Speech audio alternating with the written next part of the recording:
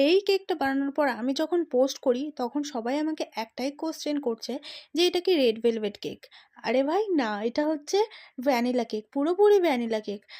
কালারটা রেড ছিল বলে হয়তো তোমাদের মনে হতে পারে এটা রেড ভেলভেট কেক, বাট না। আর এই রেড কালারটা আমি কিভাবে এনেছি আজকে তোমাদের সঙ্গে সেটাই শেয়ার করব। তো দেখো, এইভাবে ফিনিশিং দেওয়ার পর তোমরা অনেকক্ষণ, মোটামুটি 3-4 ঘন্টা এটাকে ফ্রিজে রাখলে, দেন সামান্য পরিমাণে রেড কালার নিয়ে সেটাকে, মানে কালার মিক্সড করে সেটা একটু একটু করে এইভাবে দিয়ে দিলে, ফিনিশিং করলে খুব সুন্দর একটা রেড কালার তোমরা পেয়ে যাবে। আর এই রেড কালার বা যেই ডিপ কালারগুলো সাধারণত আমি সবসময় বলে থাকি যে এগুলো সবসময় খেলে হাতে মুখে লেগে থাকে, বাট 1-2 বার ধুলে উঠে যাবে, অসুবিধা নেই।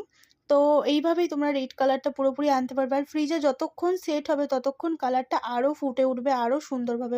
তো এই যে কেকের মধ্যে যা যা বসানোর আমি সবটা দিয়ে দিলাম। আর এই যে কেকের ফাইনাল লুক কেমন লাগছে তোমরা কিন্তু অবশ্যই একটা কমেন্ট করে জানিও।